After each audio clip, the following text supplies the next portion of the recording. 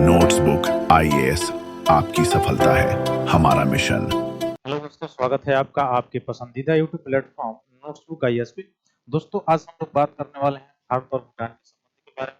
जैसे आपको पता भी होगा कि जो भूटान है वो हमेशा से ही भारत के संरक्षण में रहा है और जो वहाँ पे देखेंगे सैन्य सुरक्षा भी है, तो भारत के द्वारा ही सैन्य सुरक्षा दिया जाता है। आईटीबीपी के जो जवान है वहाँ पे कार्य करते हैं। उसके अंतर्गत और देखा जाए तो चूंकि भूटान है हमारे लिए एक ऐसा लोकेशन है जो सिलिगुड़ी कॉरिडोर है, उसके लिए भी इम्पोर्टेंट है। दूसरा जो है, आप देखेंगे कि चाइना से सीधे सीधे जो उसका बॉर्डर है वह साझा होता है।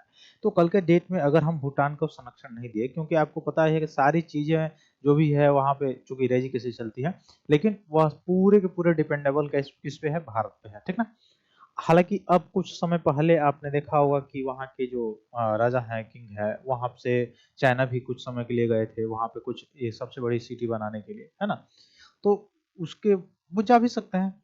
तो उसके लिए क्या हुआ है, तो उसके लिए आपने देखा कि भारत जो है लगातार इन्वेस्ट किया जा रहा है, ताकि हमारा जो पड़ोसी मुल्क है, खासकर जो भारत के संरक्षण में है, वो भारत के विरुद्ध में न जाए। क्योंकि एक लेवल से हमारी सिक्योरिटी का कंसर्न हो जाएगा अगर भूटान जो है कल के डेट में चाइना में चला जाता है। तो उसके रिगार्डिंग आप देखेंगे कि जो भारत और भूटान के संबंध में और थोड़ा सा इजाफा देखने को मिला है। अब आप बोलेंगे कि यह इजाफा कैसे देखने को मिला है, तो भारत और अभी भूटान के बीच में रेल लिंक जो है प्रोजेक्ट, उसका अप्रूवल दे दी गई है। तो इससे क्या होगा, बेहतर कनेक्टिविटी जो है वो प्रदान होगा। तो बेहतर कनेक्टिविटी से आपने देखा भी होगा कि जो यूपीएससी के तहत जो सिविल सर्वेंट है उसमें भी भूटान के लोगों को भी जो है रिजर्वेशन दिया जाता है उसमें। तो इसके तहत क्या होगा, रेल लिंक से तहत क्या होगा, दोनों देशों के बीच जो है आवागमन की सुविधा और जो है सुगम हो जाएगी, और भारत की पहुंच भी भूटान के अंतिम छोर तक जो है वो सुनिश्चित हो जाएगी, ठीक ना। और एक तरह से और आइडिया आप लगा सकते हैं, जैसे चाइना का ब्रेन वॉश जो मुख्य रूप से सिद्धांत रहा है कि हम उसके किसी देश के अंदर जाएंगे, इंटर करेंगे, इंटर करने के बाद से वहाँ की युवाओं को या एनजीओज को पैसा देंगे, पैसा देने के बाद से वहाँ प्रोत्साहन करेंगे, प्रोत्साहन देने के बाद से वहाँ के ही गवर्नमेंट के खिलाफ जो है वह मतलब मुख्य रूप से उकसाएंगे। उकसाने के बाद से क्या होता है, वहाँ पर आपने देखा कि हमारे बहुत सारे ऐसे पड़ोसी देश है जहाँ पे ये सारी चीजें मतलब तख्ता पलट वाली चीजें हुई।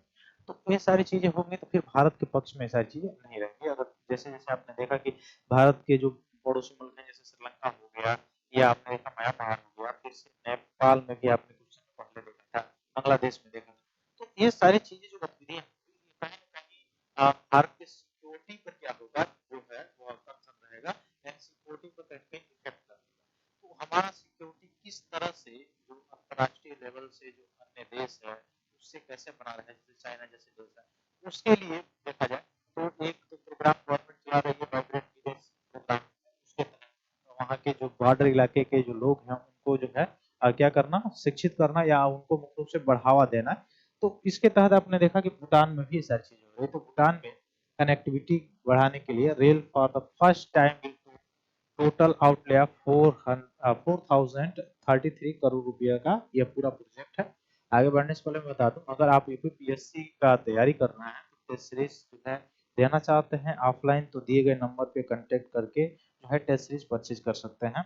और अगर ऑनलाइन लेना चाहते हैं तो प्ले स्टोर पे जाइए, the notebook edu for all search करेंगे, आपको हमारा ऐप दिखाई देगा। इसको डाउनलोड करके इंस्टॉल करके रजिस्टर करेंगे तो आपको सभी के सभी टेस्ट सीरीज आपको वहीं पे दिखाई दे देंगे।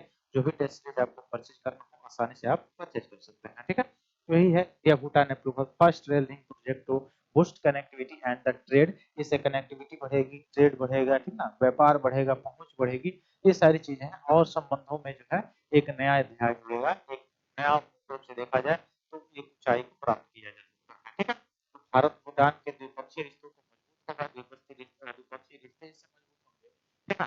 तो भूटान अगर देखें तो दुनिया का एकमात्र ऐसा पड़ोसी देश है, अच्छा भूटान के द्वारा एक इंडेक्स निकाला जाता है, रिपोर्ट निकाला जाता है, वर्ल्ड हैप्पीनेस रिपोर्ट है, और भूटान के द्वारा निकाला जाता है। वहाँ की जीडीपी जो है उसी से यहाँ की जाती है। तो यहाँ भारत का रेल का सीधा संपर्क नहीं था।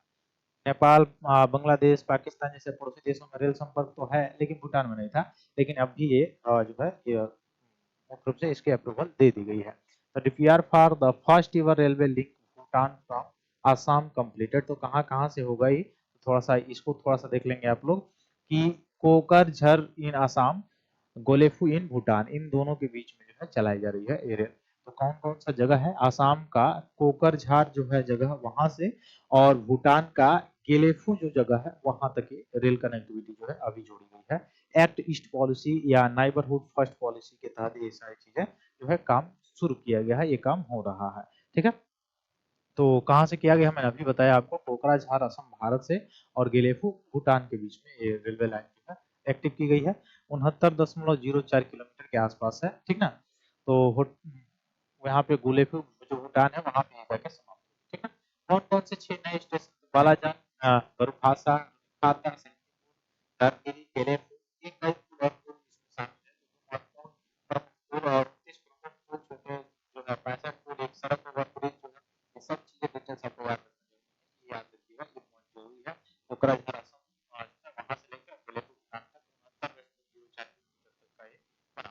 ठीक है, फिर उसमें देखा जाए तो एक और है बानरहाट, पश्चिम बंगाल भारत से और भूटान का समस्या तक चलाने वाली दूसरा संपर्क मार्ग जो है ये है। तो पश्चिम बंगाल का कौन सा जगह है? बानरहाट है, और भूटान का जो है समस्या इसके बीच में जो है किया किया जाएगा। तो कोकराझार गुलेफू लाइन की तुलना में थोड़ा सा छोटा पड़ेगा पश्चिम बंगाल से। ठीक ना, असम वाला थोड़ा सा लंबा पड़ेगा। ठीक, तो ये सारी चीजें मुख्य रूप से अप्रूवल दी गई है। तो दो राज्यों से कनेक्टिविटी आपको देखने को मिलेगा, मुख्य रूप से सीधे सीधे भारत से कनेक्टिविटी बढ़ाने की एक लंबी पहल है भारत की, एक बड़ी पहल है एक्ट ईस्ट पॉलिसी के तहत या नाइबरहुड पॉलिसी है, इसके तहत दिया है। तो पर्यावरण और सामाजिक परिस्थिति पर प्रभाव क्या पड़ेगा? जिन क्षेत्रों से लाइन गुजरती है वहाँ जंगल, वन्य गलियारे, नदियाँ, ये सब हो सके तो वहाँ पे पर्यावरण से रिलेटेड जो है कंसर्न हो सकता है, या स्थानीय समुदाय पर पड़ने वाला जो प्रभाव है उसका प्रबंधन करना भी आवश्यक होगा, नहीं तो जाके फिर से यह जो है क्वेश्चन मार्क भी डालेगा। तो इस सभी को साधते हुए तब पूरा किया जाएगा, और तब जाके यह एक अच्छे जो है रिलेशनशिप में जाके क्या करेगा, यह बदलाव करने का मुख्य रूप से आगे की तरफ बढ़ेगा। ठीक है, तो यही था हमारी सुर्खियों में जो पड़ा हुआ एक न्यूज़ था।